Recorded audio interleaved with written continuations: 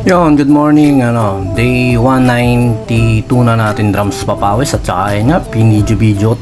Malapit na magsintilat yung mga pusa na yan at saka meron tayong kukunin mamaya. Kung mamaya maikutan natin yung pusa, Exo Persian male.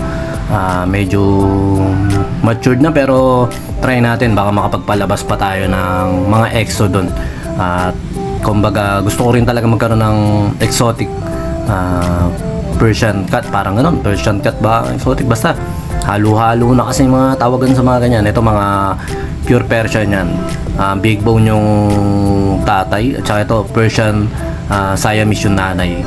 Yan, mga kauna-unahang pusa natin yan. Yung nanay nila nawala na at malaking tulong sa akin yan ng pandemic. At saka ito yung kukuhanin natin na pusa. Nakita nyo naman medyo payat yata. Pero yan, syempre tuloy tayo sa drums papawis. Abang hinihintay natin si Boss Jerry Cruzal, may kukunin kasi siyang mga drums items na galing kay paring Riggs, kay Maestro Riggs din yan, drummer din yan, mga tropa-tropa natin drummer dito. At nandun kami kahapon sa Liceo, sa school ng kapatid niya, at tayo yung nag-set up ng sound system doon dahil nga may event sila hanggang bukas. Tapos yan, nagkakwento-kwentuhan kami at saka yun nga, dahil nga parang may lakad sila ngayon sa Pampanga, iniwanan na lang muna rito yung mga drum items na yon. Parang istansya ng e-drums. Gagamitin ni Boss Maestro Jerry Cruzal yun. Kaya yun, ano tawag doon? Dito na lang daw nila dadaanan sa bahay. At saka bang hinihintay ko, dapat niya may pahakot ako ngayong 10 AM. Bigla namang na move ng hapon. Kung alam ko pala na hapon pa i-move yun, dapat pala ako pinapunta ko na rin na maaga. At gusto rin nila Boss Maestro Jerry na mas maaga makapunta para makaaga rin makauwi kasi parang point to point lang din ang gagawin nila. Pero yun lang, basta tuloy lang tayo dito sa drums. Ito basic fusion, parang nahirapan din ako sa firstborn na yon, pero kahit papano nga, kahit nahirapan naman tayo, nakukuha naman natin. Kaya ang kagandahan doon, natututunan natin.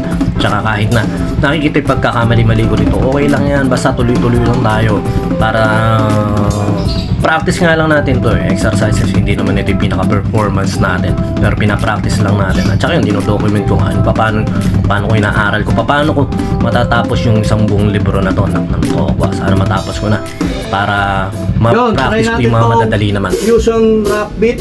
Ito yung pinakamahirap dito sa mga pattern dito, yung pinaka-first bar niya. 1 and 2 and 3 and 4 and 1 and 2.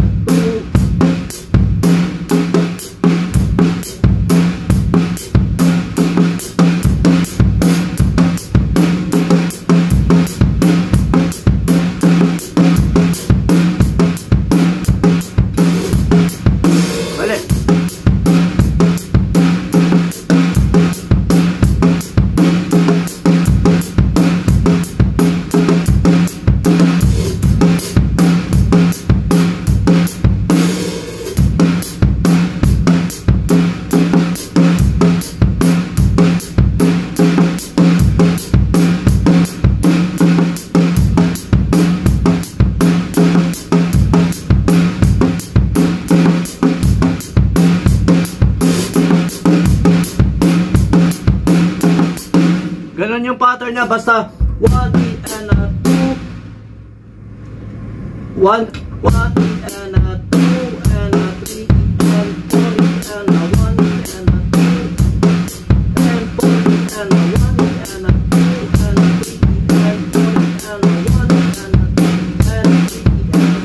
and 1 and 2 and 3 and 4 and 1 and 2 and 3 and 4 and 1 and 2 and 3 and 4 and 1 ganun yung pattern niya.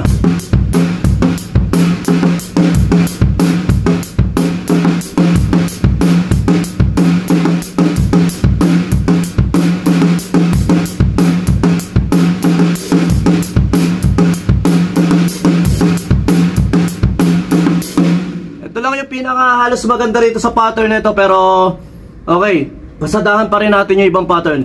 Next pattern tayo, second bar. Ang count natin 1 and 2 and 3 and 4 and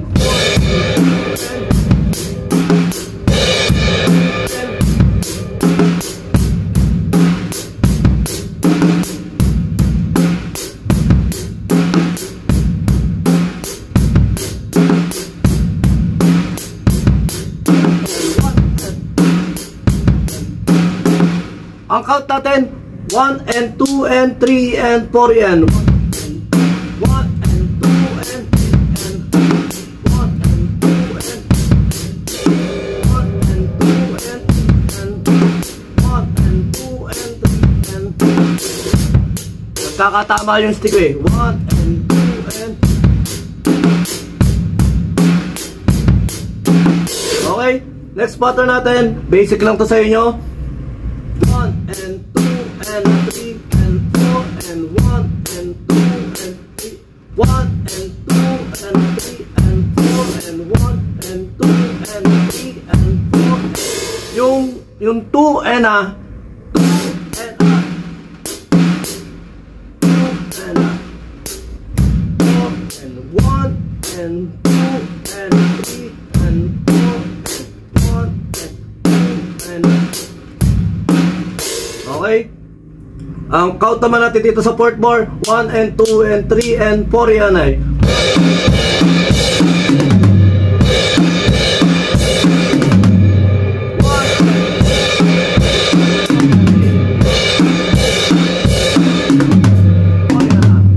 next. Dito sa fifth bar may plum tayo. Yung plum natin dito sa tom-tom sa first tom-tom. Ang count muna natin 1, 2, 3,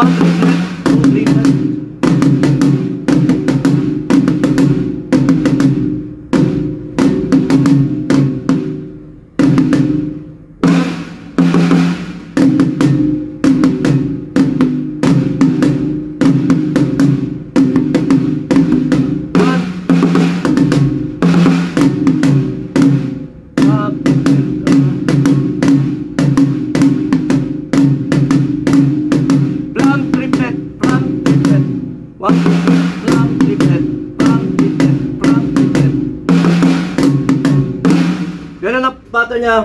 1 triplet, 1 triplet.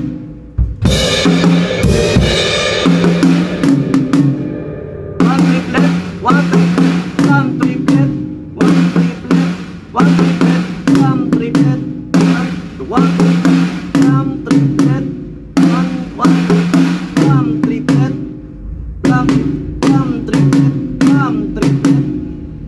triplet, 1 triplet.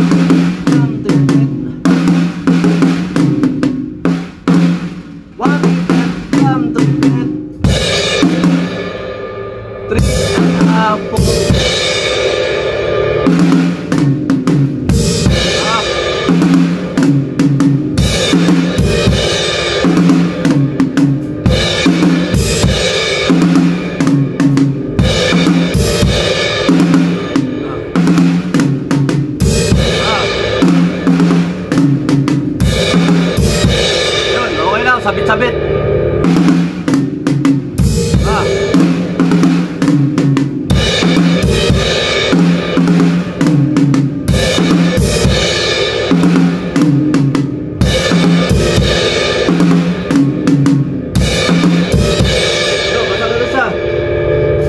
Next pattern natin, basic na basic to. Basic lang. 1 and 2 and 3 and 4 and next pattern natin, basic lang ulit. 1 and 2 and 3 and 4 and 1 and 2 and 1 and 2 and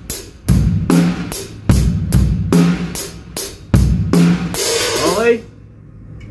Sa susunod, puro 3 bars na natin gagawin. Okay, ang count natin dito 1 triplet and triplet, 2 and plum triplet, tapos 4 and 4EN.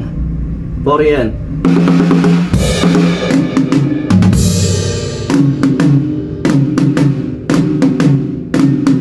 Drum triplet.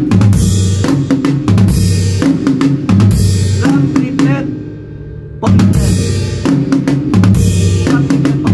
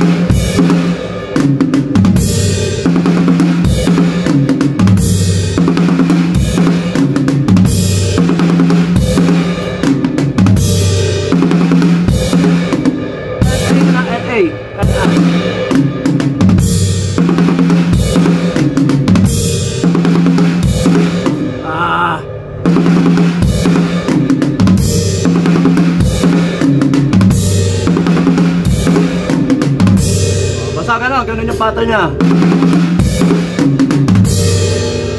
Pwede natin gawin ito.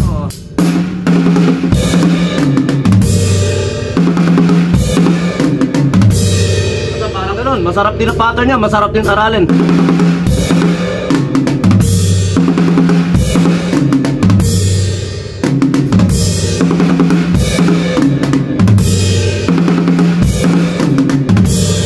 Basta ganun. Tapos pattern natin sa 10, 9.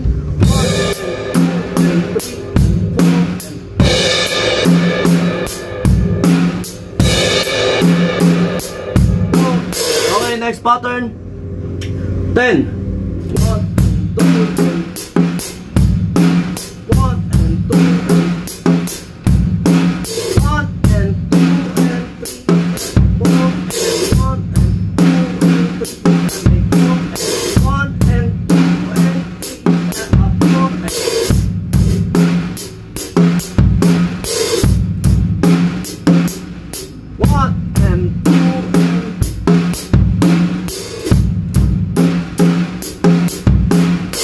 Okay, next pattern.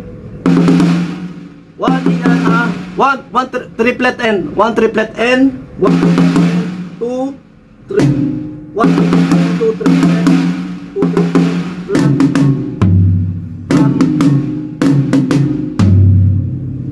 4 and 4 and 4 and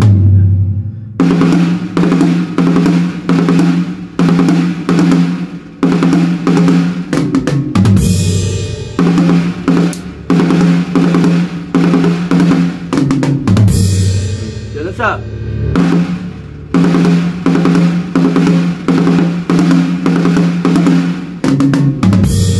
Tatlo lang, dalawa lang to.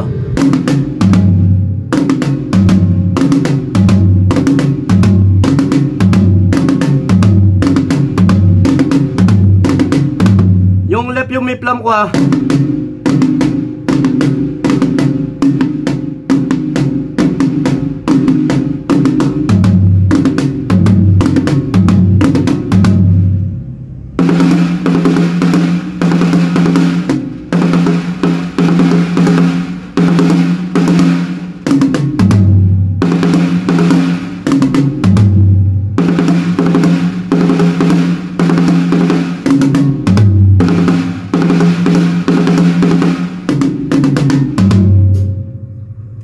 Parang ganon. Next. Ito basic lang to. 1 and 2 and 3 and 4 and 1, 2, 3, 4, and up. 4, and parang ganon.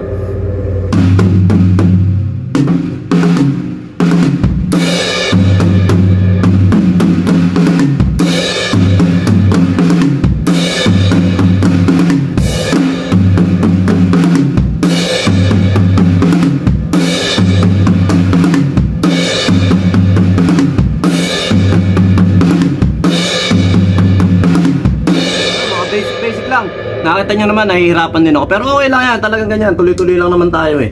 At ayun, mamaya parating nga pala si Maestro Jeric. Magpapaturo tayo ng konti. Magpapaturo tayo ng marami pala. Sulitin na natin. At saka may kukunin sila rito na bigay ni Riggs kay Maestro. Ano rin yun, epektos din na ano tawag doon? Ng mga drum set, mga parts din ng drums. Saka yun, nagbaba ako ng tom-tom ngayon. Wala lang, para mabago-bago, pero okay lang kahit pa paano naman. Ganun pa rin kasi mataas yung tom-tom ko nung nakaraan, kaso nakangawit yung balikat ko, para nakaganon ako na nakataas yung balikat ko. Ngayon binaba ko para relax lang, nung nakarelax abot